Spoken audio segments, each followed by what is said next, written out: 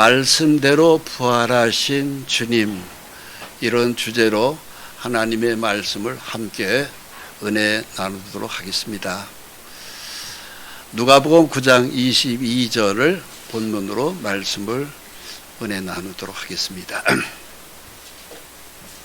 신약 성경 106쪽입니다.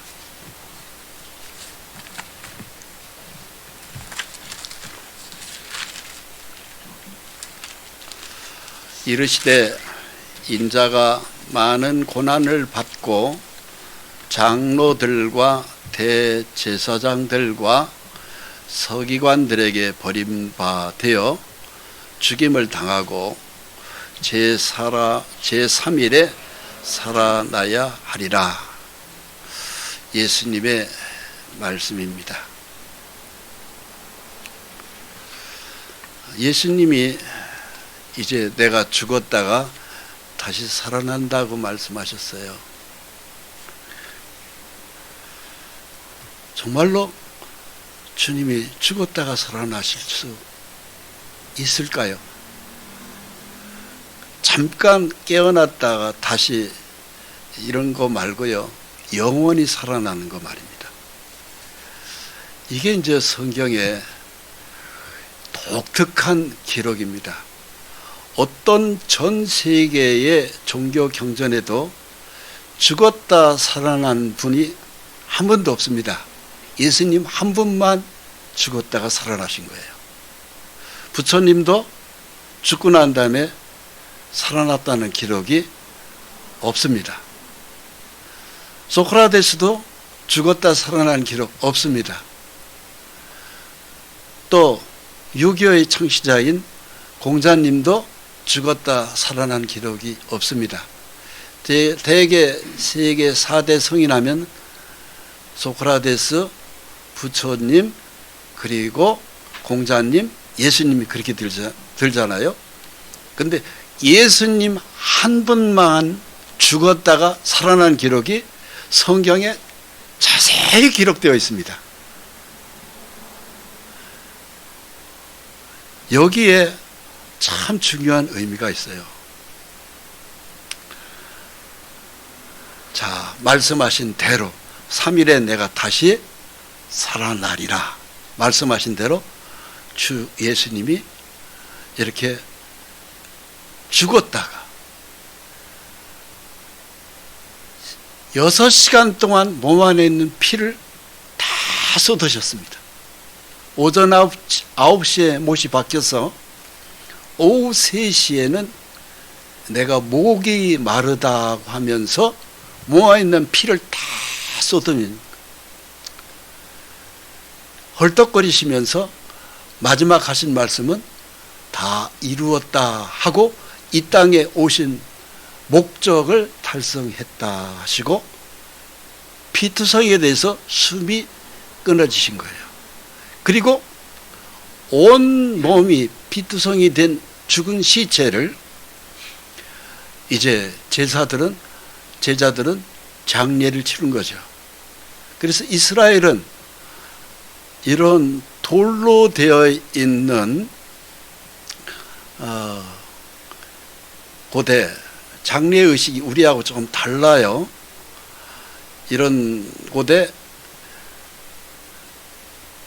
예수님을 이제 넣고 이 돌을 막는 문을 이렇게 딱 닫으면 이것이 장례 끝입니다. 그래서 이 돌문이 닫혔고 장례는 끝났습니다. 드디어 3일 후에 예수님이 과연 살아날 거냐, 이게 참 중요하잖아요. 살아날 거냐. 3일이 지났습니다. 예수님을 따르는 추종자 중에 여러 제자가 있는데 12제자는 그 현장을 가보지 않았고, 가본 사람이 누구냐면은 막달라 마리아입니다.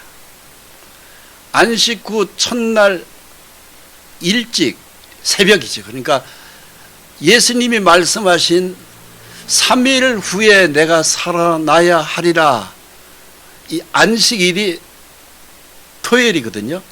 그 다음 날 첫날이니까 우리가 얘기하는 주일입니다. 주일 새벽에, 아직 어두울 때라는 것은 새벽이죠. 막달라 마리아가 2명의 여자와 함께 예수님이 묻힌 무덤을 간 거예요. 가보니까 얼마나 무서웠겠어요. 새벽에 그것도.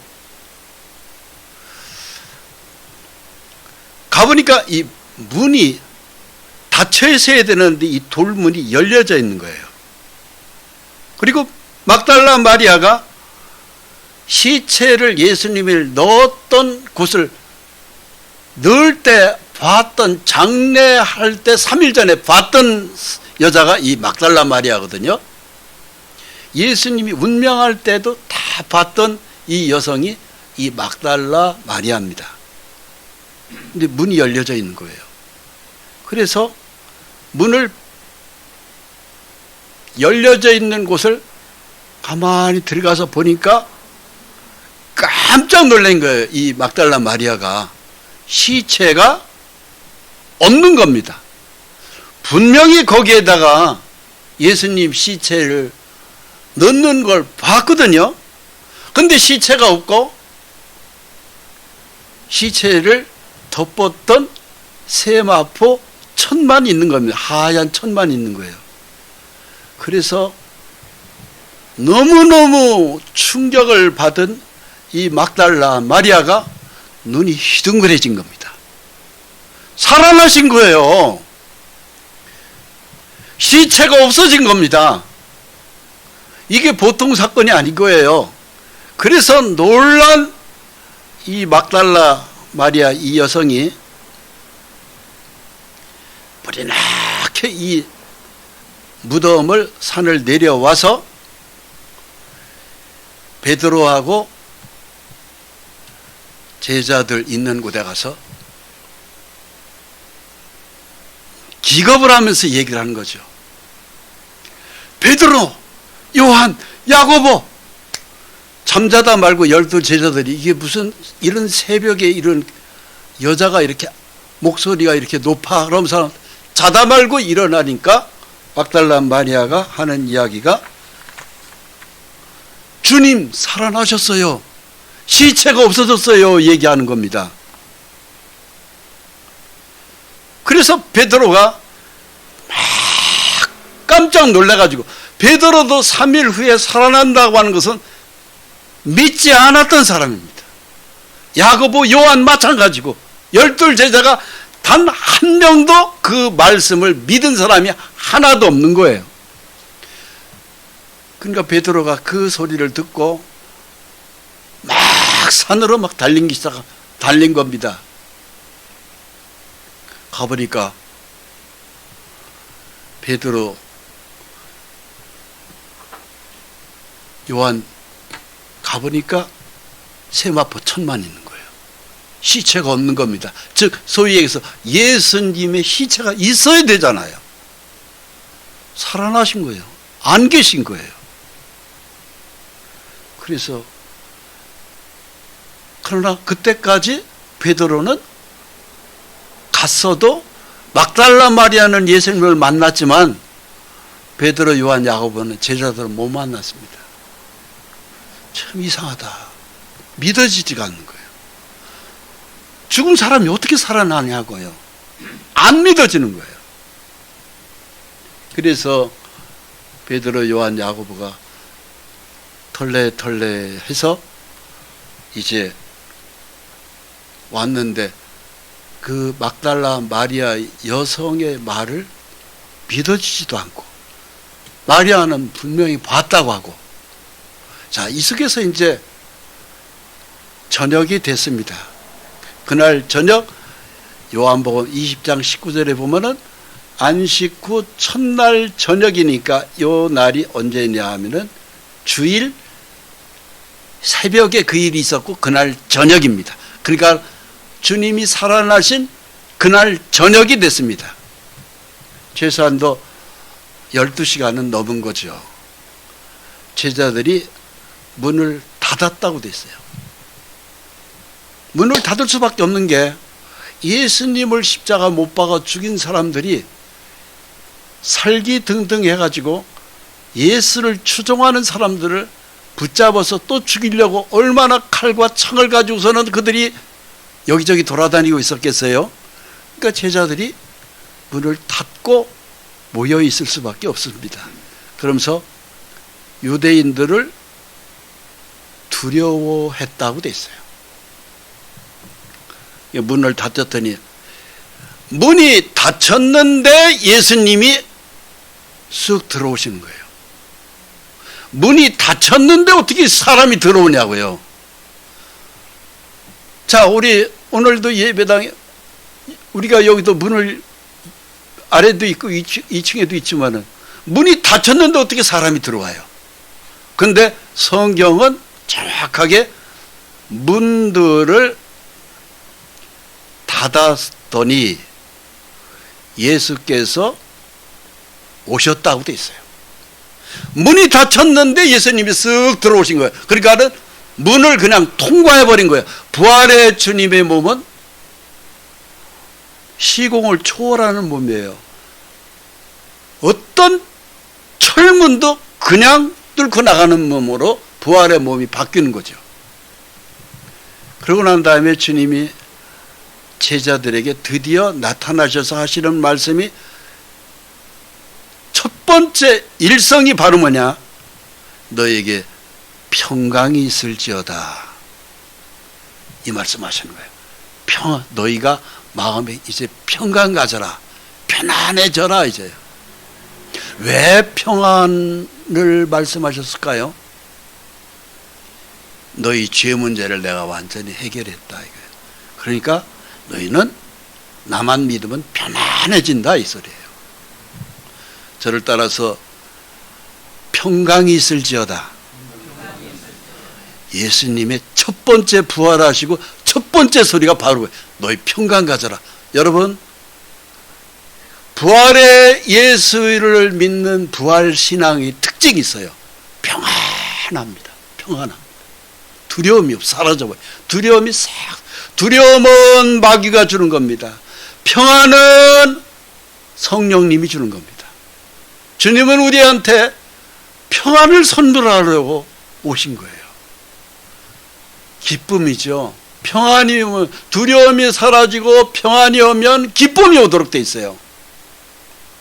동시에 옵니다, 우리에게. 그러면서 이 말씀을 하시고 주님이, 제자들이 얼마나 놀랬겠습니까? 3일 전에 십자가에서 피범벅이 되어가지고서는 무덤 속에다 넣었던 분이 살아나셔가지고 생생하게 살아나와시고 말씀이시, 너에게 평강이 있을지어다 말씀하시면서 손과 옆구리를 보이시는 거예요. 왜 손과 옆구리를 보이셨어요? 너희 죄 때문에 내 손에 못이 박혔고, 너희 죄 때문에 너희 심령으로 믿지 않는 그 마음으로 짓는 죄 때문에 내가 대신해서 내 옆구리에 창이 박혔다.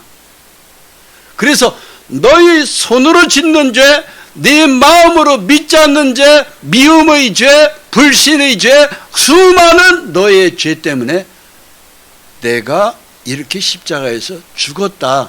요걸 우리에게 보여주시는 거예요. 제자들이 주를 보고 기뻐했다고 됐어요. 성령이 임하시는 믿음을 가지면 기쁨이 와요. 그리고 평안이 옵니다. 그리고 감사가 와요. 우리가 예수를 믿으면 기쁨이 옵니다. 감사가 옵니다. 이루 헤아릴 수 없는 그 감동이 우리에게 오도록 되어 있어요. 왜? 사실 우리의 손은 이게 죄 짓는 손이거든요. 우리의 심장을 가지고 있는 이 마음을 담고 있는 가슴은 누굴 미워하고 시기하고 질투하고 하는 그 마음에 오만 가지의 죄들이 있잖아요. 예수님이 내 옆구리에 창자국을 봐라, 내 손에 못자국을 봐라, 너희 죄 문제를 내가 깨끗이 해결했고 너희는 이제 평안해져라, 이것입니다. 이것 때문에 손과 옆구리를 보신 거예요. 그래서 주님이 나타나셨고 못자국, 옆구리 창자국을 보여준 거예요. 이때에 예수님의 12 제자 중에 도마가 없었어요. 집에 아마 무슨 급한 일이 있었는지 집에 갔었겠죠. 그리고 주님이 싹 사라진 거예요. 그 제자들이 놀란 거죠. 아니 3일 전에 무덤에다 장례로 모셨었는데 정확하게 3일 새벽에 막달라 마리아에게 여성에게 나타나셨고, 그날 저녁에는 베드로, 요한, 야고보가 다 있는 12, 유다만 빼고 다들 있는 제사에서 거기서 주님이 문이 닫혀있는서 쓱 들어오셔서 너에게 평강이 있을지어다 하면서 손과 옆구리를 보여주고 너희의 믿어라 하는 것이거든요. 이때 예수님의 12 제자 중에 도마가 없었습니다. 그 이튿날 제자들이 하는, 베드로, 요한, 야고보 등등의 제자들이 하는 얘기를 들었겠죠. 도마, 너 어젯밤에 어디 갔다 왔어? 집에 뭐 볼 일이 있어서, 급한 일이 있어서. 어제 저녁 밤에 우리 주 예수님 부활하신 몸으로 나타나셨어. 야, 신기하더라. 문이 닫혀 있는데 열리지도 않는데 주님이 쓱 들어오신 거야. 그리고 하시는 말씀이 손과 옆귀를 보이시고 너에게 평강이 있을지어다 말씀하시더라. 그 말씀을 듣는 순간에 얼마나 마음이 평안이 몰려오던지 두려움이 싹 사라지고 손과 옆구리 못자국까지 다 보여주시더라. 도마가 안 믿었습니다. 놀리고 있네. 내가 어제 저녁에 잠깐 집에 급한 일이 있어서 갔다 왔는데 사람들 그렇게 놀리는 거 아니야. 3일 전에 우리 주 예수님 우리 함께 그 무덤 속에다 넣는 걸 함께 봤잖아. 그런데 뭐 죽은 사람이 어떻게 살아나? 말 같지도 않은 소리를 하고 있네. 도마가 그렇게 얘기했을 것입니다. 그 이야기를 주님이 위에서 다 보신 거예요. 8일이 지났습니다. 그 8일이 지났으니까 거기에 도마가 함께 있는 그 자리에 예수님이 또 나타나셨습니다. 12 제자 중에 하나로서 디도모라 하는 도마는 예수 오셨을 때 함께 있지 아니한지라. 다른 제자들이 그에게 이르되 우리가 주를 보았노라 하니 도마가 그러되 내가 그의 손에 못자국을 보며 내 손가락을 그 못자국에 넣으며 내 손을 그 옆구리에 넣어보지 않고는 믿지 아니하겠노라. 내 눈으로 확인하기 전에는 니들 말 안 들어. 베드로, 요한, 야고보 그 사람 그렇게 놀리는 게 아니야. 내가 잠깐 집이 있어서 일이 있어서 갔다 왔는데 그 사이에 그렇게 사람 바보 만들어? 내 손으로 직접 옆구리에 창자국 만져보고 손에 못구멍 예수님을 만나 보기 전에는 안 믿어. 사람 웃기게 그렇게 하지 마라. 그런 거죠. 8일이 지났습니다. 여드레를 지나서 마찬가지로 문이 닫혔습니다. 예수님이 그 자리에 또 나타나신 거예요. 그리고 하시는 말씀이 너희에게 똑같이 평강이 있을지어다. 이 당시에 이 자리에는 안 믿겠다고 하는 내가 손에 못자국 옆구리 창자국 만져보기 전에는 나도 안 믿겠다고 했던 도마가 그 자리에 있었어요. 8일 후에. 거기에 주님이 오셔서 너에게 평강이 있을지어다.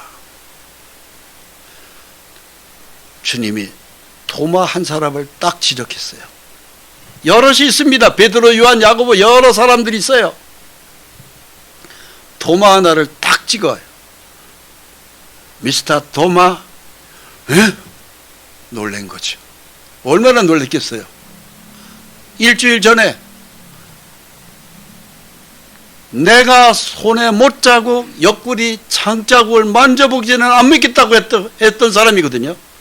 도마, 내 손가락을 내밀어서 내 손에 못자국 만져봐. 옆구리 네 손으로 넣어봐. 그리고 믿음 없는 자가 되지 말고 믿는 자가 되어라.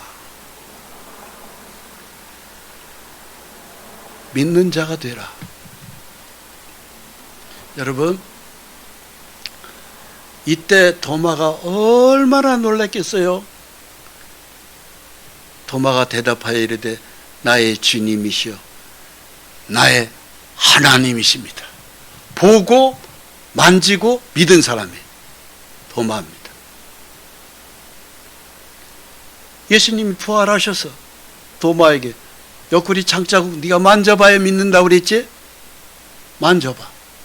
네 죄 때문에 내 옆구리에 심장에 창으로 뚫렸던 이 피 흘린 자국을 네가 만져.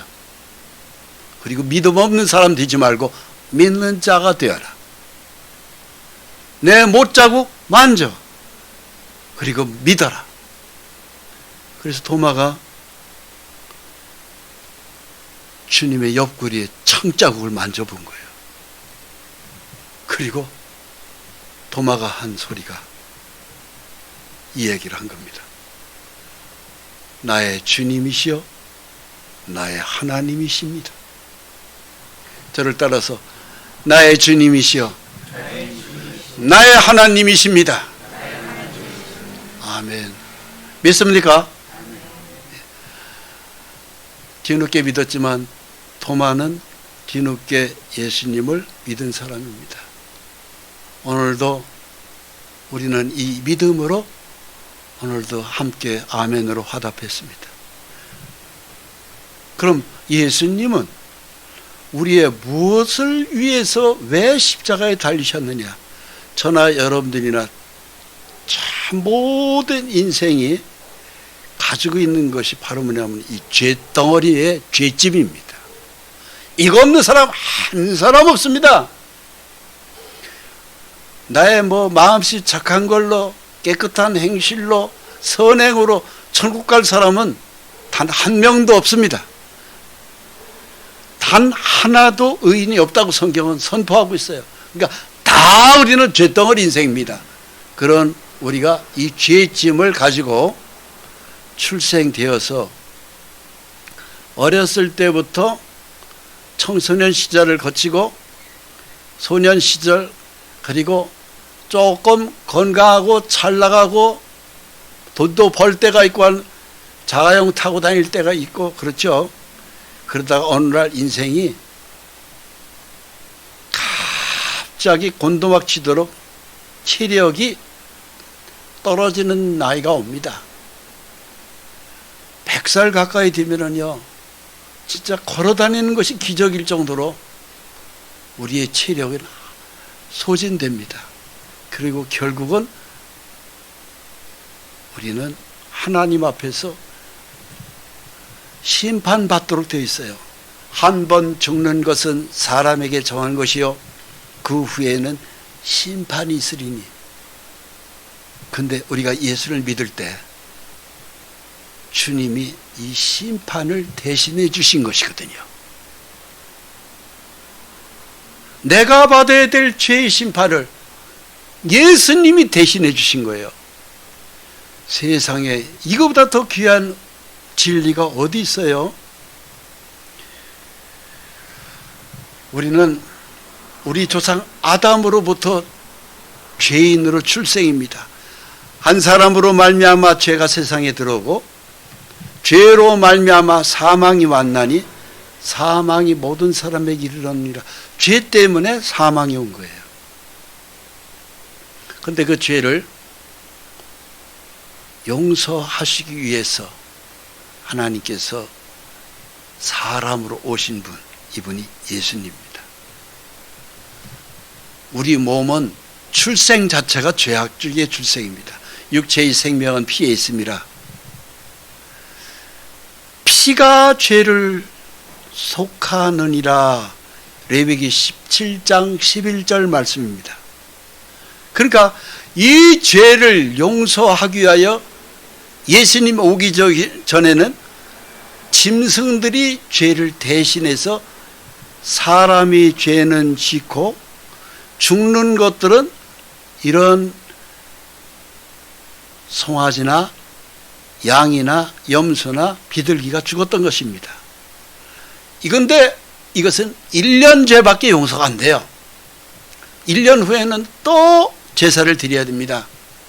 매번 드려야 됩니다.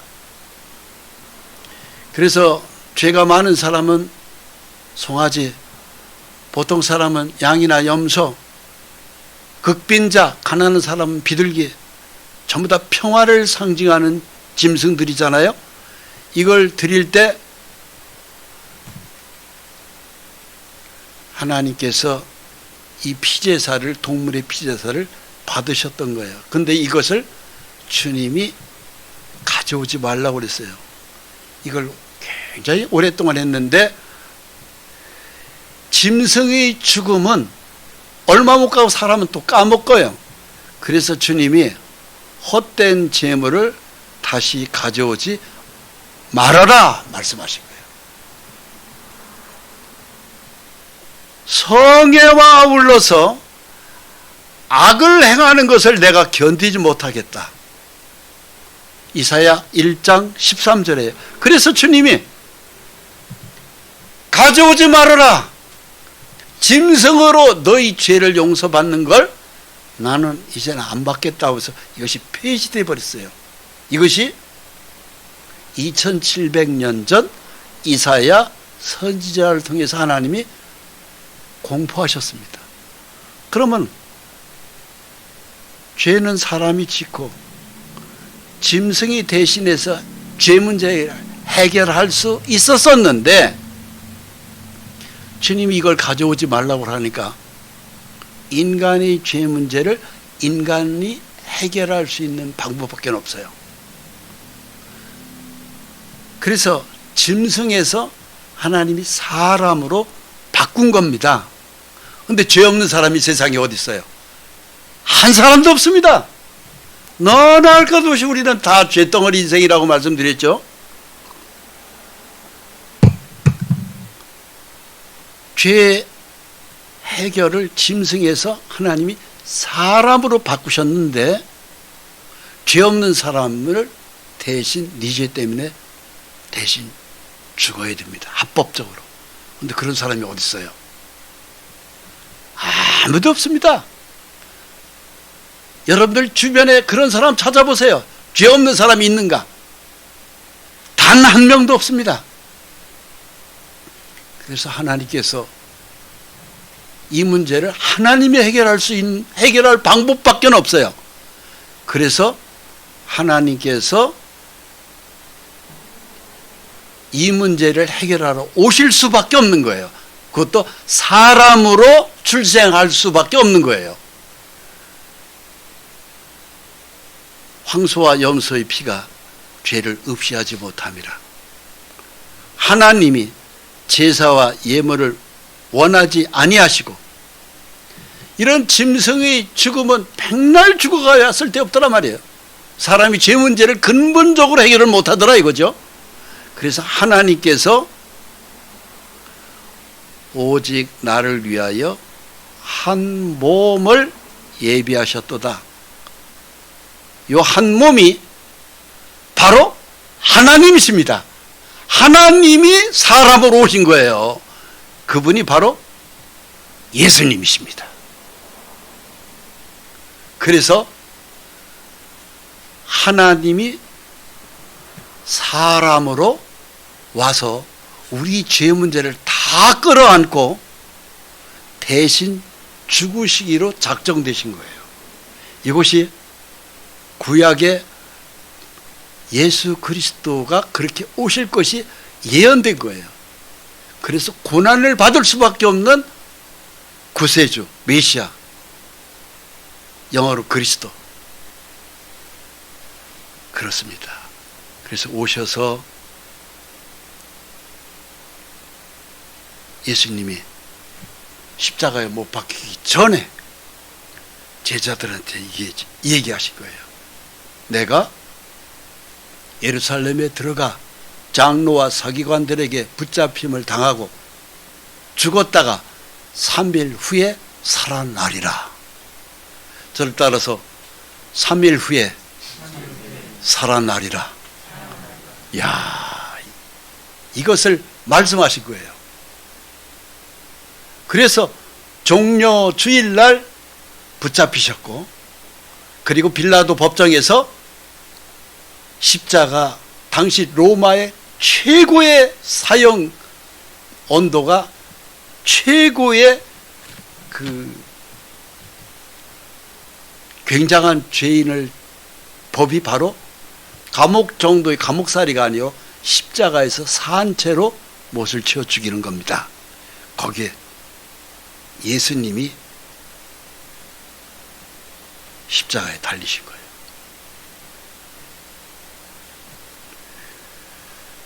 오전 9시에 못이 쳐졌습니다.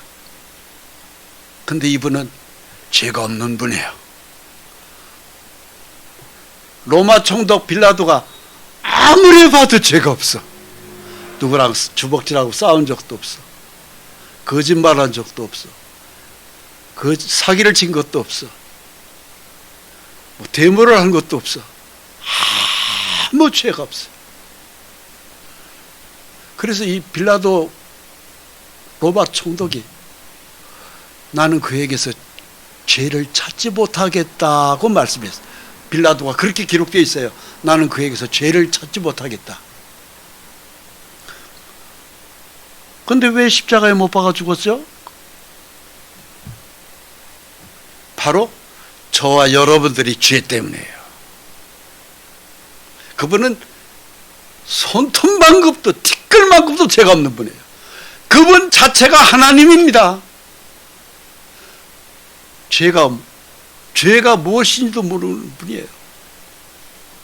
그럼 왜 이 죄를 뒤집어 쓰고 죽었을까요?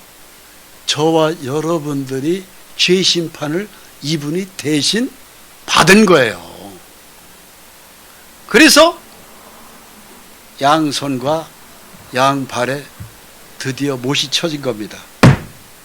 한 번의 망치질로 그 거룩한 주 예수님 두 손목에 망치질로 못이 생뼈가 구멍이 나버린 거예요. 죄는 우리 손으로 짓고 못 박힌 건 거룩하신 깨끗한 주님의 손에 못이 쳐진 거예요. 우리는 두 발로 여기저기 갈 때 못 갈 때 다니면서 걸어 다니면서 짓는 두 발이 짓는 죄가 있습니다. 그 죄에 우리는 죄를 지었고 못이 박힌 건 예수님의 두 발에 못이 쳐진 거예요. 그것도 생뼈에 오전 9시에 예수님의 그 거룩한 생뼈가 구멍이 콱 나면서 큰 대못이 박힌 겁니다. 머리에는 저주의 가시관을 쓰신 거예요. 그분은 머리로 누굴 계산하면서 지은 사람이야. 그런 죄를 지어본 적이 없는 분이에요. 예수님은 잔머리 굴린다고 하죠. 죄는 누가 지었느냐? 저와 여러분들이 죄진 거예요. 그래서 죄는 우리가 짓고 예수님이 쓴 머리에 쓴 가시관은 조금만 움직이면은 머리에 푹푹 찢고 들어갑니다. 그 가시면류관이. 제가 골고다 언덕 예수님이 십자가에 못 박힌 거기를 가서 예수님이 쓰신 똑같은 가시관을 하나 사왔어요. 10달러를 주고 사왔어요. 한 13,000원 정도 가요. 그거 제가 한국까지 들고 오느라고요. 가방에 넣고 오는데 얼마나 찔렸는지 몰라. 가시가요. 우리나라 탱자가시는 아무것도 아니에요. 가시 하나가 10cm, 15cm까지 굉장히 날카로워요. 그걸 예수님이 머리에다 쓰셨습니다. 우리로 머리가 짓는 그 얄팍한 계산하는 머리로 지은 죄 때문에 예수님의 머리는 그냥 피범벅이가 된 겁니다. 뚝뚝뚝뚝 피덩어리가 떨어진 거예요. 오전 9시에 못이 벗겨졌고 오후 3시에 머리서부터 발끝까지 뼛속까지 진액이 다 빠져버린 겁니다. 마지막 하신 말씀은 내가 목이 마르다. 사람이 피를 많이 흘리면 목이 말려요. 그래서 우리가 전쟁 영화를 보면은 6.25 전쟁 때도 전쟁하다가 병사들이 포탄에 맞아서 모아보면 다리가 날아가고 그러잖아요. 영화에 보면 피가 다 빠지면 마지막에 참는 그 병사가 숨이 끊어지게 하는 병사가 외치는 소리가 있어요. 여기저기서 물 줘. 이것이 피를 다 쏟은 죽기 전에 병사들이 외치는 소리가 물입니다. 예수님이 피를 다 쏟고 내가 목이 마르다. 물을 찾았어요. 누구 죄 때문에? 내 죄 때문에. 남의 죄가 아닙니다. 내 죄 때문에 피를 다 쏟아줬습니다. 염소와 송아지의 피로 하지 아니하고 오직 자기 피로, 이 자기 피로라고 하는 이 말씀을 가슴에 담아야 됩니다. 예수님은 저와 여러분들을 만든 창조주 하나님입니다. 하나님이 사람으로 오셔서 하나님의 피를 다 쏟은 겁니다. 그게 예수님이에요. 그리고 우리에게 뭐라고 말씀하셔요? 영원한 속죄, 영원한 용서를 이루었다. 그리고 성소에 들어가신 겁니다. 하늘나라 성소에 들어가신 거예요. 그가 찔림은 우리의 허물 때문이요 그가 상함은 우리의 죄악 때문이라. 그가 찔렸습니다. 그가 상했습니다. 누구 죄 때문에? 우리의 죄. 이 우리 속에 우리 각자가 포함되게 나의 죄악이 때문에 주님이 찔린 거예요. 피를 흘린 거예요. 그가 채찍에 맞음으로 우리가 나음을 받았도다. 자, 우리는 패션 오브 크라이스트의 영화를 보면은 이따가 영화를 잠깐 보여드릴 텐데요. 거기에 굉장히 매맞는 장면이 나옵니다. 그 영화에. 바로 우리의 병 때문에 채찍에 맞으신 거예요. 우리의 죄 때문에 주님은 십자가에서 못질이 된 거예요. 병 때문에 주님이 채찍 맞았고 죄 때문에 십자가에서 못이 박힌 거예요. 그래서 합법적으로 모든 병과 죄의 계산은 끝났습니다. 이것이 십자가예요. 이것을 뭐 합법이라고 그래요.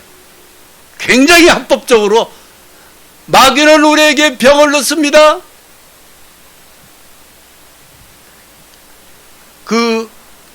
우리의 죄 때문에 병이 왔잖아요. 그것을 주님이 십자가에서 못 박히기 전에 채찍이 맞았다는 것은 너희가 속아서 마귀에게 지은 그 병의 대가를 내가 십자가에서 매맞음으로 끝냈다 이거예요. 그러니까 마귀는 우리한테 병을 넣을 수가 없는 거예요. 너도 예수의 이름으로 병만은 떠나가라. 너는 나한테 병을 넣을 수 없다. 선포하면 마귀는 우리에게 병을 못 넣도록 되어 있어요. 그게 합법입니다. 근데 마귀는 어떻게 해요?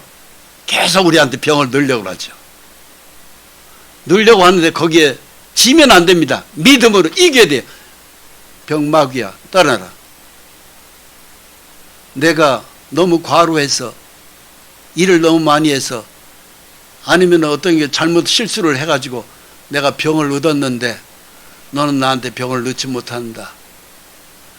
예수님이 채찍에 맞은 것은 내 병을 해결했다. 너는 내 몸에 절대 병을 못 넣어. 예수의 이름으로 명하노니 떠나가. 선포하면 귀신은 내 몸에 병을 못 넣어요. 넣었다 하더라도 떨어져 나가야 정상입니다. 그리고 우리의 죄를 예수님이 다 해결하신 것이 십자가에 못 박힘이에요. 바로 이것입니다. 이 안에는 우리의 병도 우리의 가난도 우리의 모든 슬픔의 탄식의 눈물도 예수님은 영원히 해결하셨어요. 내가 받아야 될 저주의 심판을 완전히 끝내셨습니다. 이것을 그래서 죄는 우리가 짓고 우리가 심판받아야 되는데 예수님이 심판을 대신 받으신 겁니다. 할렐루야. 이것이 공짜입니다. 거저예요. 성경은 우리에게 거저라고 표현하고 있어요. 우리가 일상적으로 쉽게 표현하면 하나님이 우리한테 공짜로 주신 바 되었다고 되어 있어요. 공짜입니다. 그래서 병 문제의 해결도 공짜요. 죄 문제의 해결도 공짜요. 거저 받는 거예요. 공짜로 받은 우리가 그럼 뭘 해야 될까요? 딱 하나. 찬송하게 하려는 것이다. 난 너한테 찬송받고 싶다 이거예요. 그래서 우리가 예수 믿는 사람이 찬송하는 거예요. 찬송해야 됩니까? 안 해야 됩니까? 해야 되죠. 그러면서 그의 피로 말미암아 죄사함을 받았느니라. 할렐루야. 이것이 하나님의 은혜입니다. 자, 우리 패션 오브 크라이스트에 나오는 결정적으로 예수님이 십자가를 치는 우리 죄 때문에 이렇게 우리 죄를 담당하신 것을 잠깐 영화를 보도록 하시겠습니다. 참으로 놀라운 하나님의 은혜가 아닐 수가 없습니다.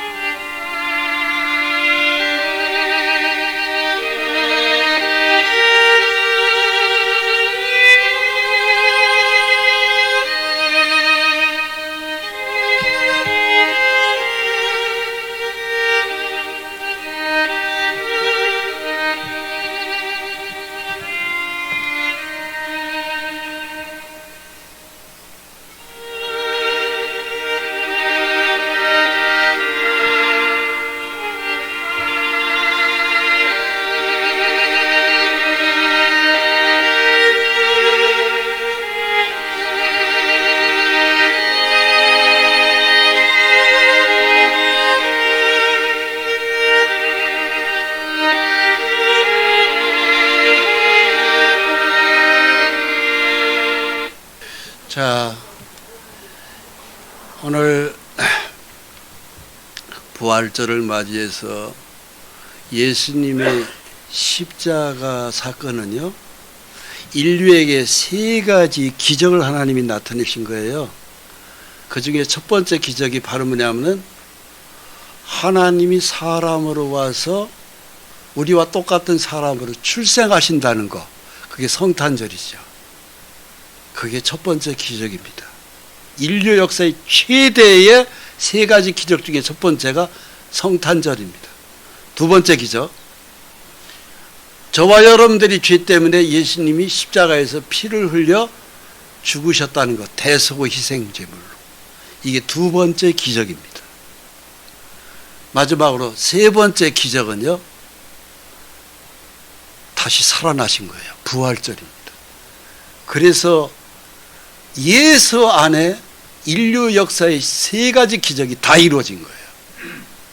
자, 오늘 부활절을 맞이해서 예수님이 십자가에 못 박히기 전에, 붙잡히기 전에 예수님이 12 제자들하고 빵 한 조각을 가지고 주님이 찢으면서 이것을 받아 먹어라.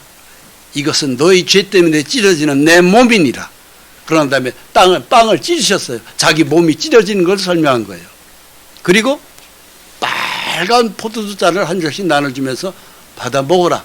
너희 죄를 위하여 흘리는 나의 피, 곧 언약의 피니라 말씀하셨습니다.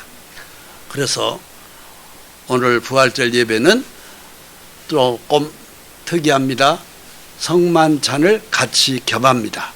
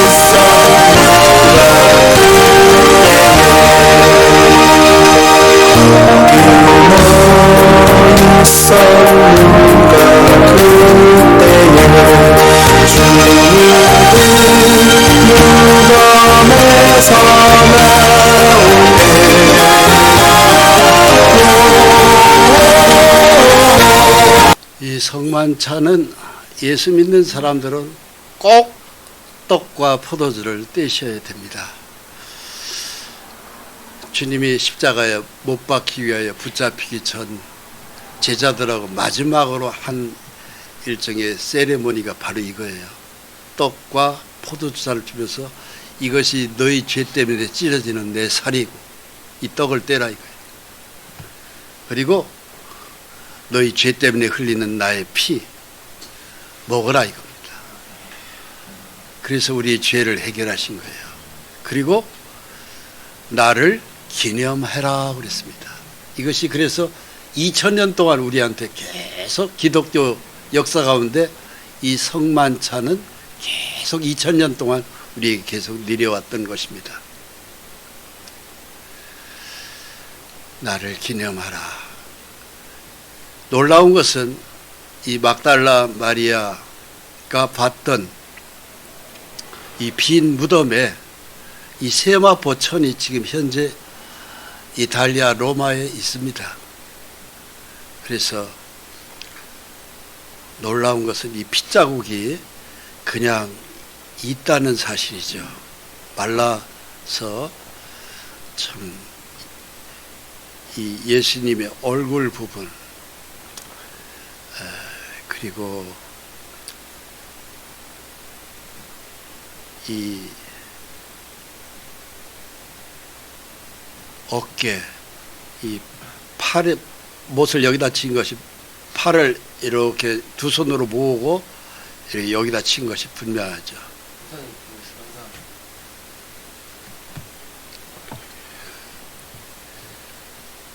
그래서 양손과 양발이 이렇게 겹쳐지고 못을 여기다 쳤어요. 손목 있는 데다. 그리고 무릎 정갱이 이렇게 이것이 선명하게 지금 그래서 세계의 학자들이 이 세마포천 무덤에 있었던 이 천만 남고 예수님의 몸은 부활하고 가셨잖아요. 여기에 세계 학자들이 다 이걸 살피고 사진을 찍고 그 당시에 죽은 시체 위에 덮었던 천이 투박한 천인 것이 지금까지도 남아 있습니다. 그래서 이걸 믿는 성도들은 이제 세상이 굉장히 험악하잖아요. 인류 역사의 죄 때문에 하나님은 두 번 심판이 있거든요. 한 번은 물의 홍수 심판, 한 번 남은 것은 극도로 인간이 죄로 타락했을 때 불의 심판을 하신다고 했는데, 그 심판을 받기 이전에 7년 전에 우리 예수 믿는 사람들은 들려 올라갑니다. 한국이 하늘나라로 하나님이 계신 곳으로 들려 올라가요. 예, 거기에 우리가 다 동참되기를 바랍니다. 오늘 부활절 예배 참 귀한 걸음을 하시고 복된 은혜 많이 받으셨습니다. 기도하고 마치겠습니다. 거룩하신 하나님, 오늘 부활절 예배에 마음과 걸음을 인도하심을 감사합니다. 우리 주 예수님의 십자가 보혈을 상징하는 떡과 포도주를 떼며 예수님의 죽음은 곧 내 죄 문제에 대한 해결인 것을 믿습니다. 오직 믿음으로 영생을 얻었고 오직 믿음으로 죄가 용서되었습니다. 이제 그 믿는 우리의 이름을 하늘나라 생명책에 기록하심을 감사합니다. 이제 이 귀한 진리를 믿는 성도답게 남은 생에는 오직 하나님 한 분의 영광을 위하여 살아갈 수 있도록 주님 도와주시옵소서. 믿음의 뿌리를 굳게 내려주시고 만나는 모든 사람에게 이 부활의 믿음을 가지고 우리의 신앙을 증거하게 도와주셔서 세상에서 빛과 소금이 되어 하나님의 영광을 나타내는 복된 신앙생활로 연결되게 도와주옵소서. 예수 그리스도의 존귀한 이름으로 기도합니다. 아멘.